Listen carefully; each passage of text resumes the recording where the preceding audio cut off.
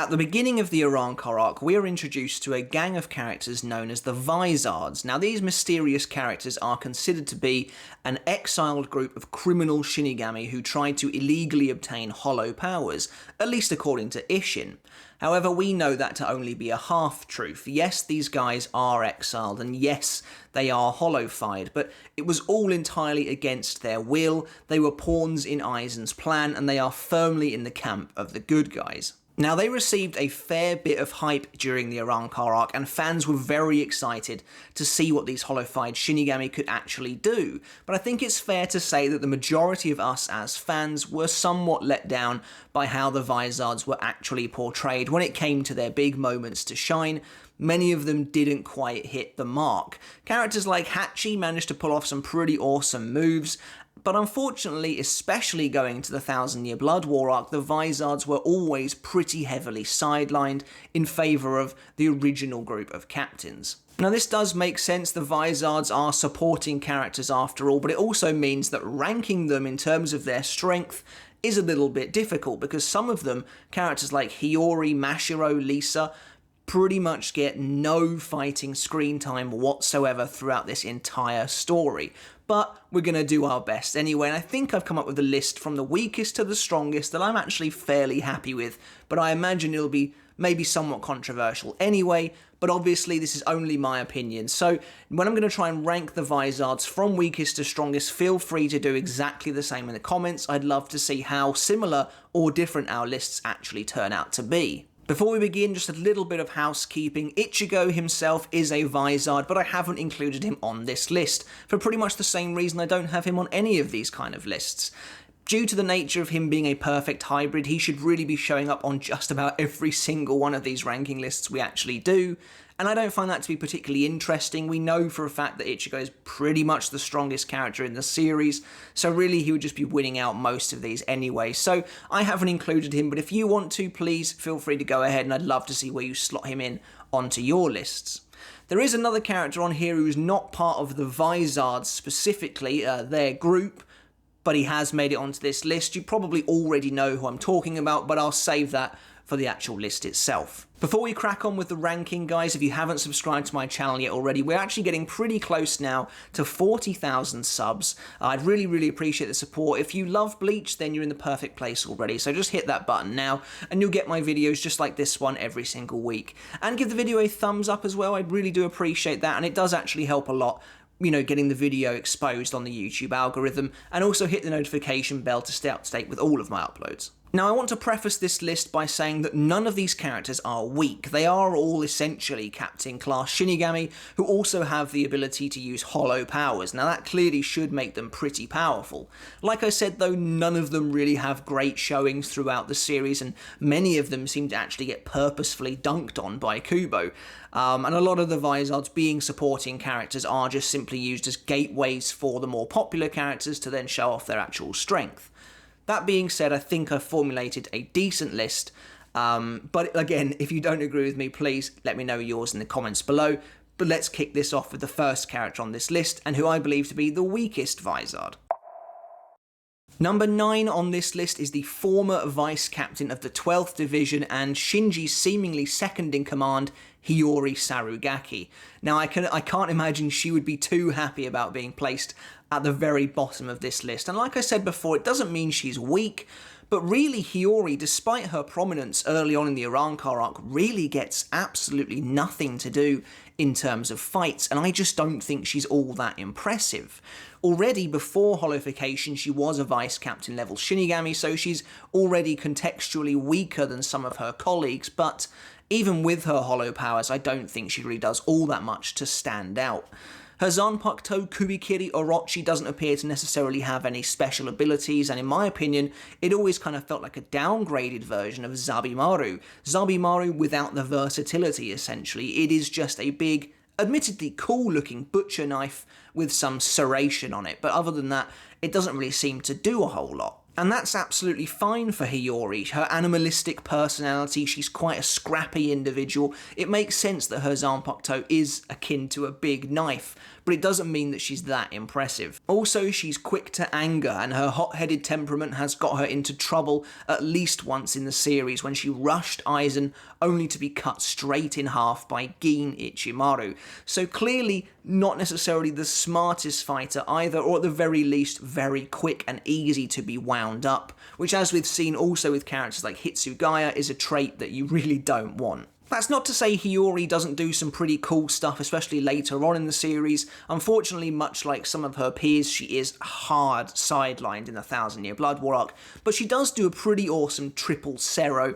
Unfortunately, it is against Gerard Valkyrie, and these feats all come down to nil, because he can just essentially void everything they throw at him. So it's not a great showcase for Hiyori's power, but unfortunately, she has to go at the bottom of the list, in my opinion, because she just simply doesn't do anything that impressive. She spars with an Ichigo at the start of the arc, but Ichigo is in a bad place at this point in the story. We know his power is fluctuating wildly, so it's really not a true estimation of his strength, and as soon as White takes over his body anyway, he utterly destroys Hiyori. So, in my opinion, she does come in at the bottom of the list. Next up on our list is the former Vice Captain of Squad 9, now the Super Vice Captain of Squad 9, Mashiro Kuna. Now, Mashiro, again, is a character that barely does anything. We know that she doesn't like to use a Zanpakuto, she is a hand-to-hand fighter, and she's clearly very adept at it. And the main reason she didn't come in at bottom on this list is because, unlike Hiyori, she does actually have some pretty cool feats. She one-shots the character Hulir, who I believe used to be called Führer, and then they changed it to Hulir, I think in the Viz translation anyway. But actually how impressive this feat is pretty hard to say. Because Hulir doesn't actually engage anyone else in battle, it might just be that he is incredibly weak, and is literally just a transport device for the Menos Grande, but we'll never know for sure, and as far as I'm concerned, this is a tick in Mashiro's box. She literally one-shots him when she kicks him in the chest and kills him.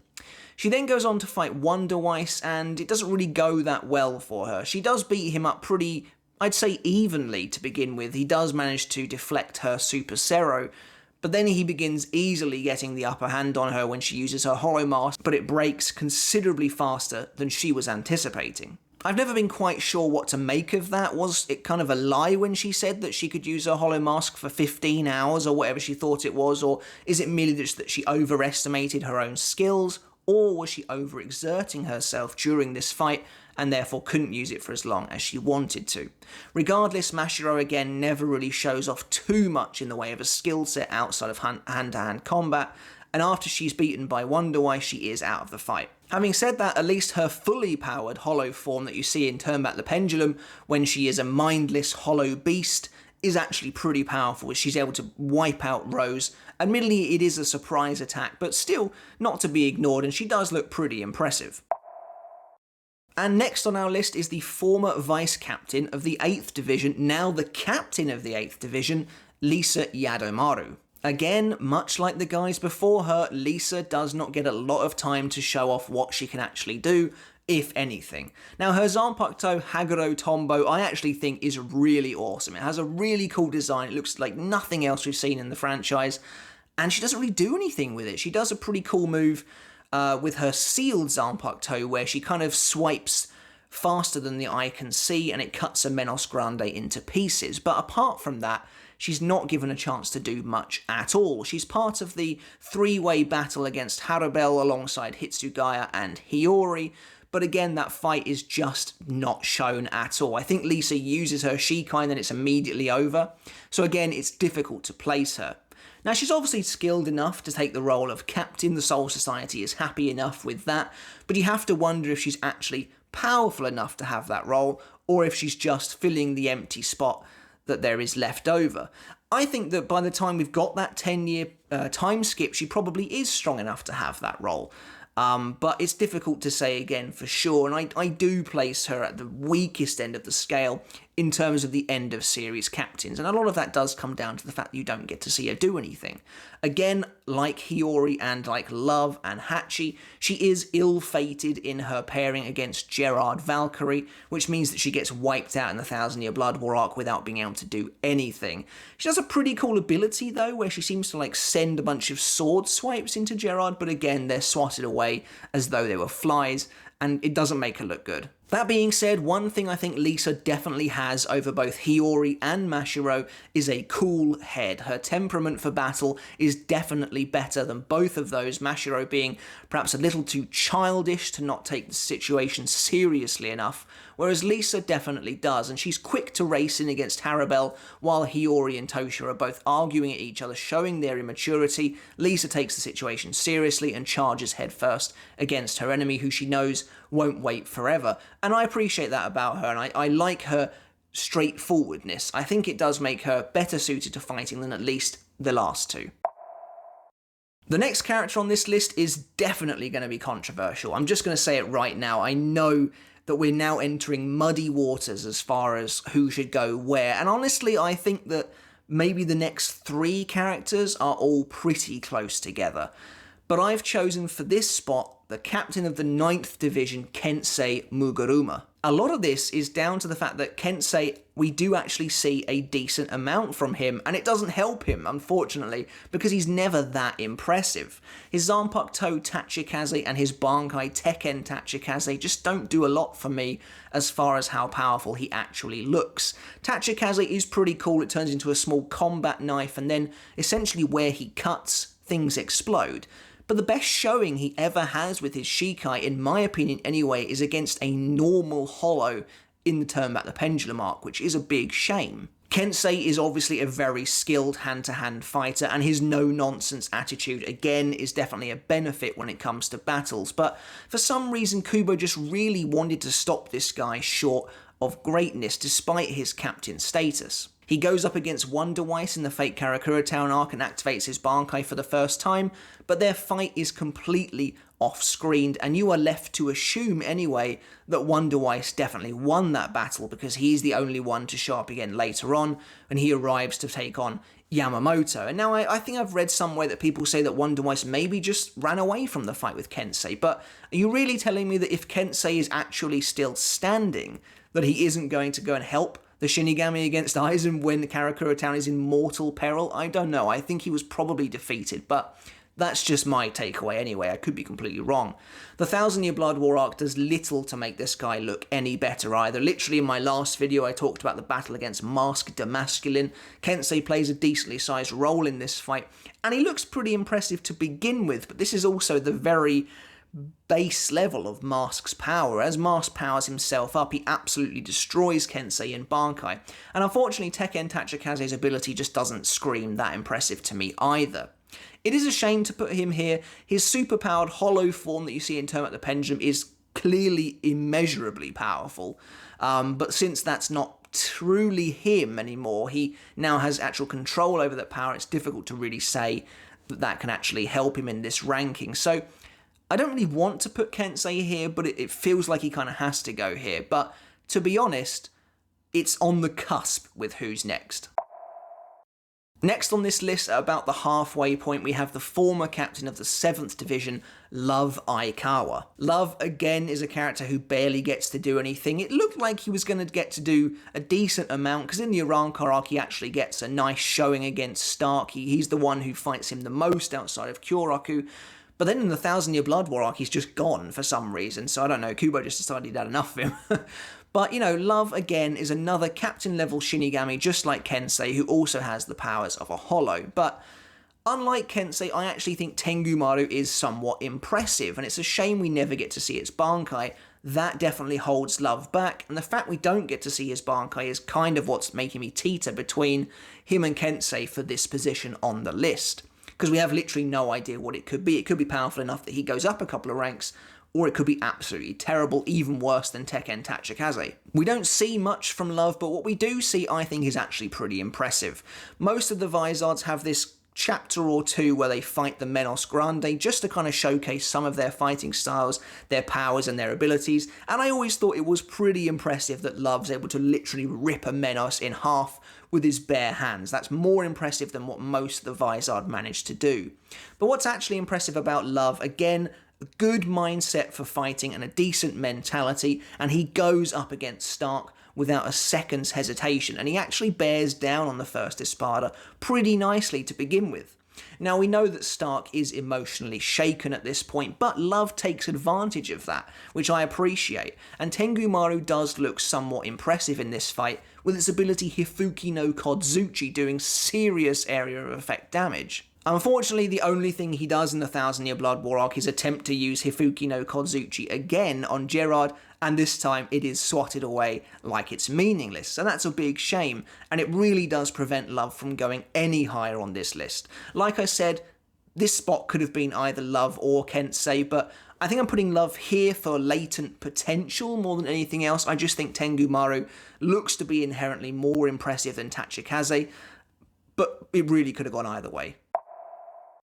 Next up on the list is the current captain of the 3rd Division and my favourite Vizard, Rojuro Rose Otoribashi. Rose again is a difficult one to place because, like the last two captains before him, he doesn't get a great amount of screen time to really showcase what he can do. However, I'd say he gets a similar amount of time to Kensei, and what we see from him, in my opinion at least, has more potential and looks to be more dangerous than what Kensei can conjure. Rose takes something of a back seat in the Arrancar arc. He does team up with Love to fight Stark, and he does decently well, but not impressive. We do get to see his Shikai Kinshara, which is a really cool golden whip, and I think is definitely more versatile than anything Love or Kensei can produce. We do get to see it use one ability, Kinshara Sonata number 11, Izayoi Bora. I think I probably completely butchered that, but it creates like some reverberating explosion at the tip of the whip, which I think is again really cool, and he uses it to great effect to fight off Stark's wolves, even though they do eventually overpower him, but they also do the same to Love as well. Rose definitely seems to be fairly resilient alongside Love. Both of them are able to tank the hits from Stark's wolves and seem to be more or less okay. And Rose, as we know, obviously has mastery over his hollow powers as well. But it's actually in the Thousand Year Blood War arc that, despite Rose's poor showing, I think we actually get to see his powers at their best, and that's his Bankai Kinshara Butoden. And in my opinion, this Bankai, if you had to compare it to the only other Vizard Bankai we have so far, is just way more impressive with a lot more depth and a lot more scope to be considerably more dangerous. Kinshara Butoden uses music to create illusions, and this tricks and confuses the opponent into thinking it seems like almost anything can happen. They can be attacked by water or they can be attacked by fire, and as long as they believe this to be happening, they will be afflicted as though it were. And I think that's got a lot of potential for some really cool stuff.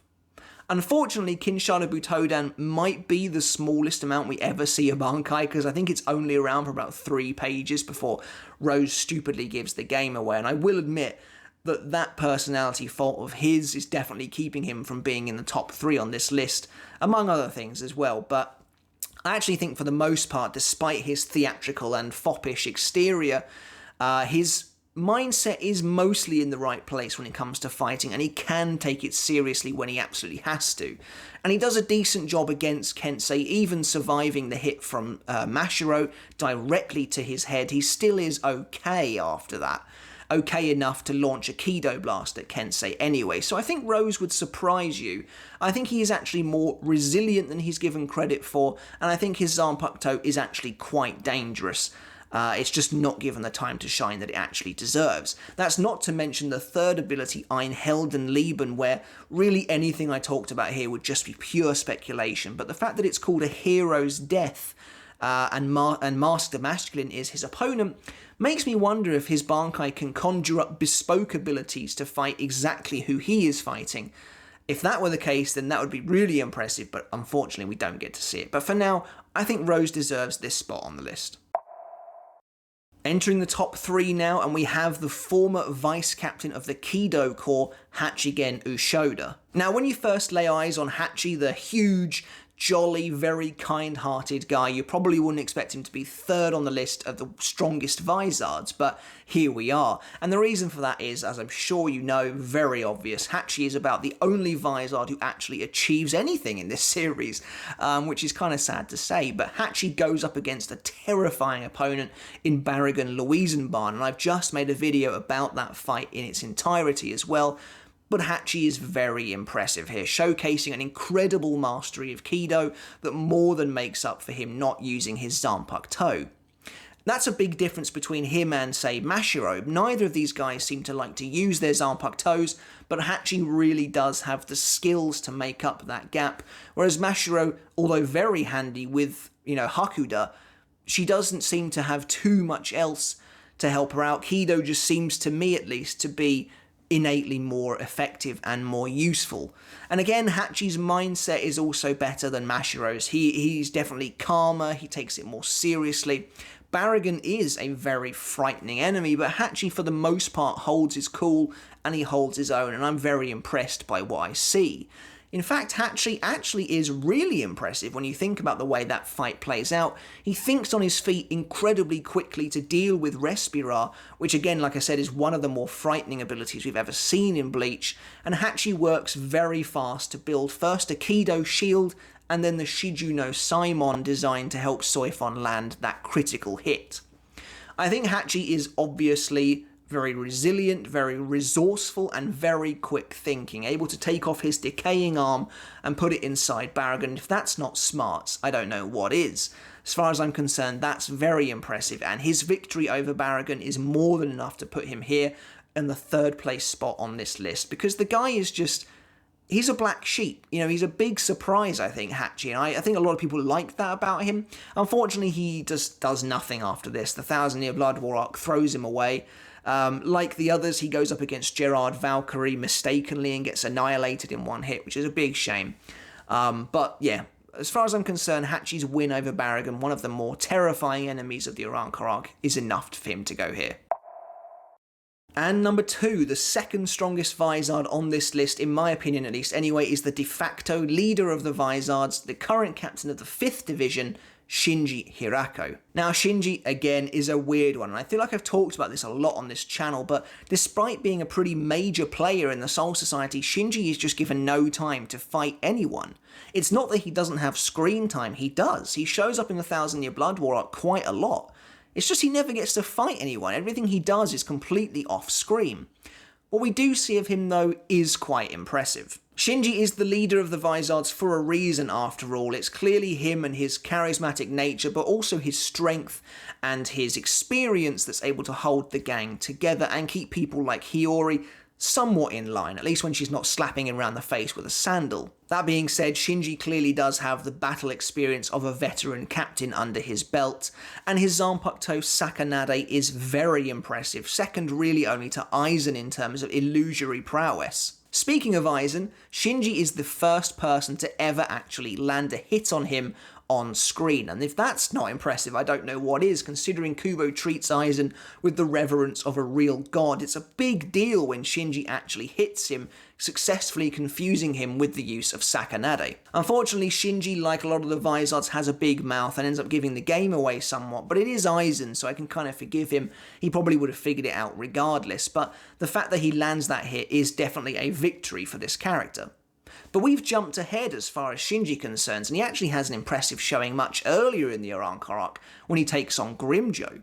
Now, admittedly, Grimmjow has one arm here, and he also is only in base form, but Shinji mops the floor with him. Perhaps the most impressive I've ever seen of Vizard is the way Shinji just toys with this Espada like he's nothing to him. And like I said, there are mitigating circumstances involved, but it's still very impressive how Shinji is able to just wipe him out.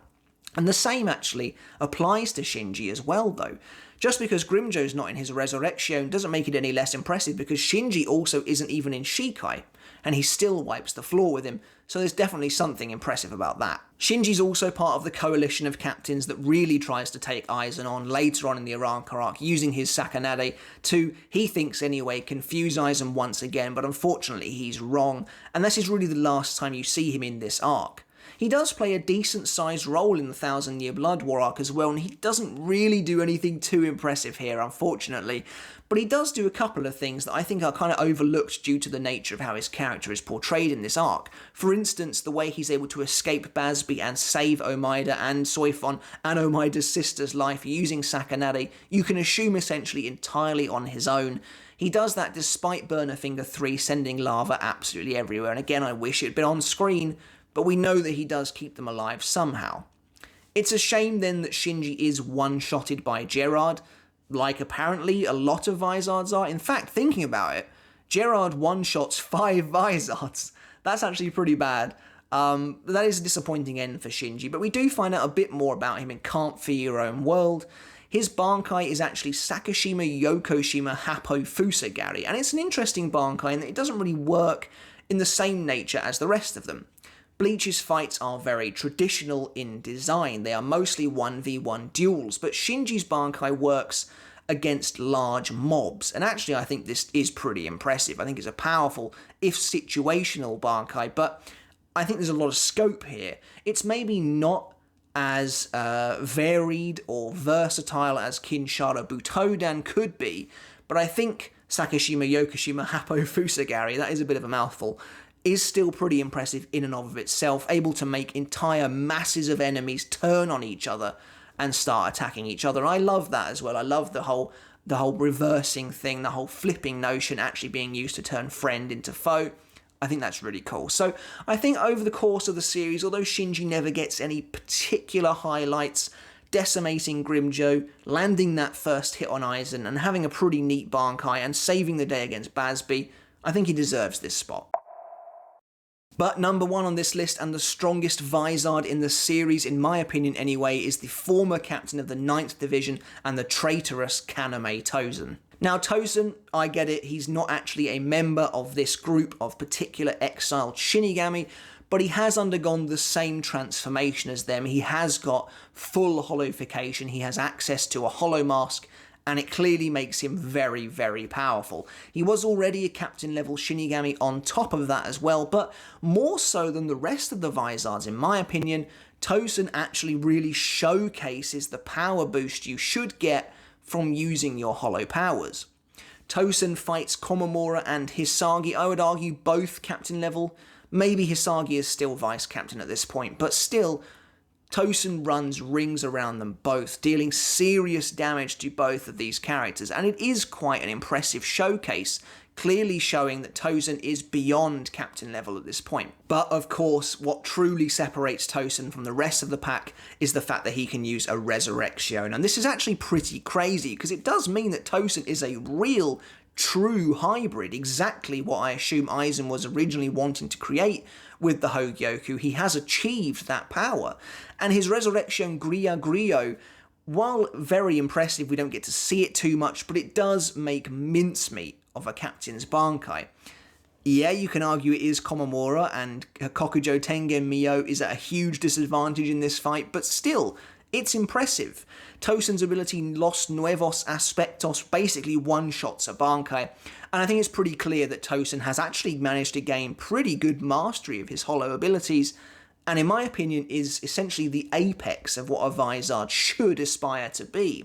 Now, it makes sense that the good guys don't want to go full holo, they don't want to use a Resurrection because it kind of a symbolization that you have lost your way completely. But Tozen's not afraid to take that leap, and because of that, he is granted additional benefits and additional power. And I think he has to be number one on the list because he is just that strong, very clearly outpacing a captain, and he only loses because he loses sight of who he is, and he gets blindsided. But I think Tozen has to be at the top. You know, he can use a Sero. They can basically all use Sero, but I just think Sero on top of Resurrection and all the new abilities that come with that, and the fact that this Resurrection is able to just destroy a Bankai, means that Tozen has to be here. He is the Vizard that, if you really want to be a hybrid of those two, you should be aspiring to be like Tozen. But that's it for my ranking of the Vizards. I hope you enjoyed it. The Vizards from weakest to strongest. Do you agree with my list? You possibly don't. These lists generally tend to be controversial, but I absolutely love seeing your guys' list in the comments below. If you include Ichigo, let me know. I'd love to see where you put him. Maybe you don't include Tozen as well. That's totally fine. Leave him off. In that case, I've got Shinji at number 1 on this list if you don't. But I'm pretty happy with my list. Like I said, the sort of mid-tier of Kensei, Love, and Rose really could be mixed around depending on your fancy. So I really can't wait to see what you guys have got in the comments below. But if you haven't subscribed yet, make sure to hit that button now for Bleach content like this every single week. And until next time, guys, I'll catch you later. See you then.